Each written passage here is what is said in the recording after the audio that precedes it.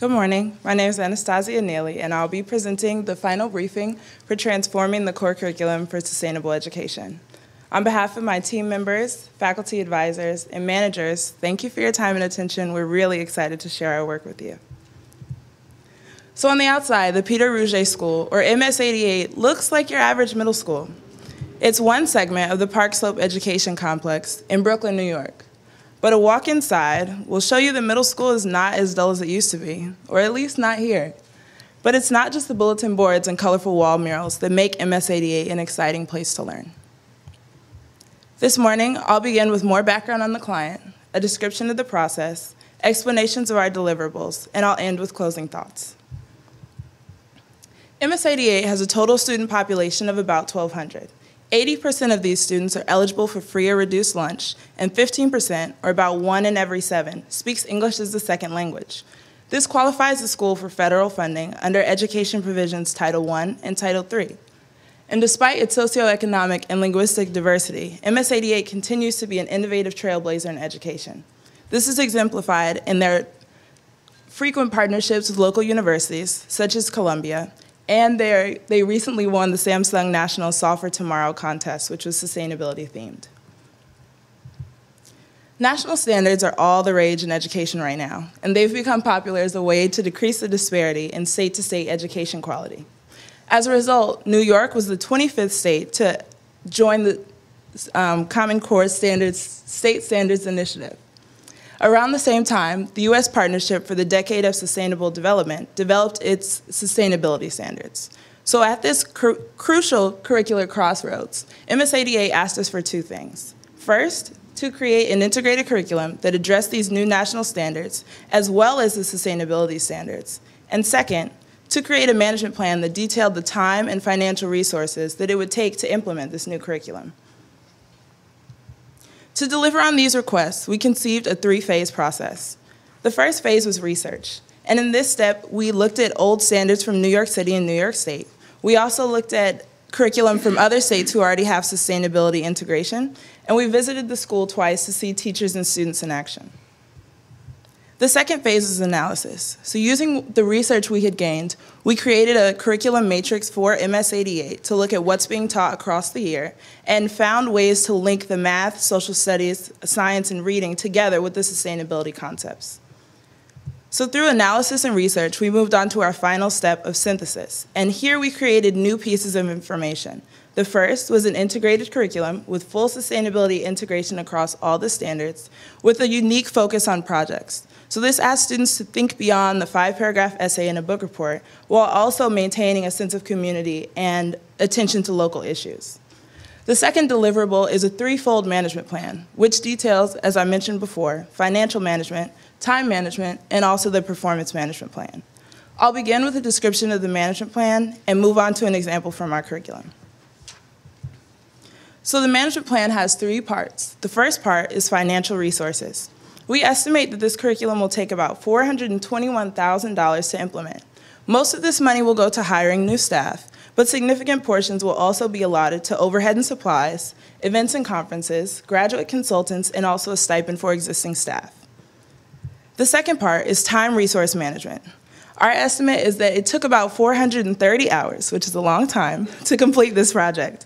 Most of this went to creating the units, which we'll get into in a moment, but we also spent time on the research, the standards matrix, and developing our unit projects. It's important to note that if teachers were doing this work, this distribution might be different and the hours might be a little bit smaller. The final part of the management plan is performance management. And so it measures outputs through feedback over the 3 input areas of new staff, staff development, and educational materials like field trips or software.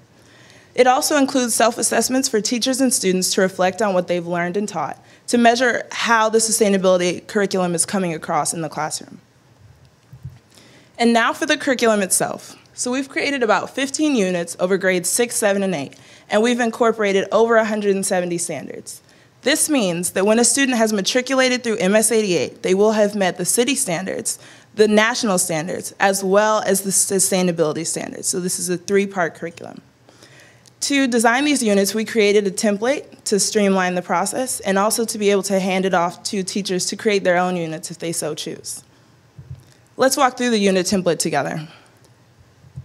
It begins with the unit heading, and this describes how long it will take to teach and what time of the year it's being taught. The second section is a curriculum map, which shows at a glance what's being taught in each of the 4 content areas and what sustainability concepts we've chosen to link them together with. The third section is a paragraph explanation of integration, and this should give the reader a condensed summary of what the unit aims to achieve. The fourth section is a chart of the curriculum standards addressed, and this lists all the national standards by subject area. The next section is sustainability integration, and we consider this to be the most important part. This lists the sustainability concept and substandards that are being addressed in this unit, essential questions as suggestions to teachers on how to pose these concepts to the students, and lessons to help the students be able to answer these essential questions. The final part is the integrated unit project. Each unit ends with a project, and here we've listed some examples that we think might be helpful. For students, this is probably the most exciting part of the unit. So let's look at an example unit now. This is a unit we've created for the 8th grade from about November to December, and in language arts, they're learning shared reading and reflective essays, in social studies, industrialization and immigration, in science, forces in motion, and in math, functions. To link these 4 content areas together, we've chosen the sustainability standards of interconnectedness, ecological systems, and economic systems. To reinforce these connections, we've come up with some lesson ideas. The first, ask students to think about interconnectedness in terms of functions and industrialization when they research a historical factory and list the mathematical inputs and outputs it may have taken to help that factory run. I mentioned before that our curriculum is local-based, so this would be the perfect time for students to look at Brooklyn's own Domino Sugar Factory and determine how much raw cane it would have taken to make a 5-pound bag of sugar. The second lesson example, ask students to consider ecological systems with forces of motion when they're asked to write an example of each of the forces of motion as it can be found in nature. An example here would be the acceleration associated with a rushing stream.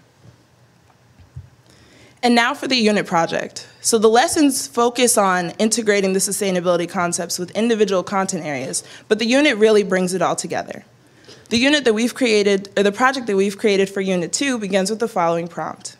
You have just immigrated to America from the home of your ancestors and purchased a factory with your family's savings. With this in mind, complete the following tasks. The first task is to design. Students will create a 2- or 3-dimensional model of their factory that depicts worker conditions, at least 3 forces of motion, and just generally how their factory will work. The second part is to describe. Students will write an accompanying essay that addresses why they chose the 3 forces of motion, who they will hire to work in their factory, how they will treat them, how they will pay them, and also what their factory will need to be successful. This will allow students to look at business and also history through the sustainability lenses of ecological sustainability, economic sustainability, and also social sustainability. The final part is to present, and this will provide students an outlet for peer-to-peer review when they're allowed to discuss their factories and their findings over their project with the rest of their class. In conclusion, after our final round of double checks and edits, we plan to hand over our deliverables to the client. This will be the integrated curriculum, our 3-fold management plan, and our final report, which describes our processes and our intentions in more detail than this briefing will allow. We hope that our curriculum will be ready to use and that some of these lesson ideas might pop up in MS-88 classrooms as soon as September 2013. Each of my group members chose to work on this project because we believe that education is the key to creating a better society. Our greatest hope is that in designing the sustainable curriculum, we fostered sustainable thinkers who will one day work together to make a more sustainable world. Thank you for your attention. I look forward to taking any questions that you may have now. I had a question about the integration part of it. In terms of that final project, Yes. Is that then, so they're learning all these different components in the different classes. Yes. So they have a history class, a math class. So this unit, how does that fit in? Is is it part of those classes, or is it something that they have to add a new kind of block in to do these kind of final parts? Well, at MS88, they do a lot of team teaching, and this is even across the content areas. So teachers would be allowed to decide amongst themselves when students will be given time to do the design and the describing. Perhaps describing might fit perfectly in language arts, and design could be split up against social studies and science. It would really be up to the teachers. Students could also complete some of this work at home. But so they already have a kind of a history of multiple teachers? Yes, they do. Okay. Thanks. Yeah. Any other questions? Here. Great job. Thank you. You mentioned that the students would be going through the federal standards, the state standards, and also Yes. the sustainability standards. Yes. Now, are those sustainability standards something that you created through this project, or are they already pre-existing? Well, they were actually created by the U.S. partnership Decade for Sustainable Development, and they became popular in about 2009. So we took those because we felt like they were the most comprehensive view of sustainability through education. Great, thanks. Mm-hmm. We have time for one more if there is one. There's one in the back.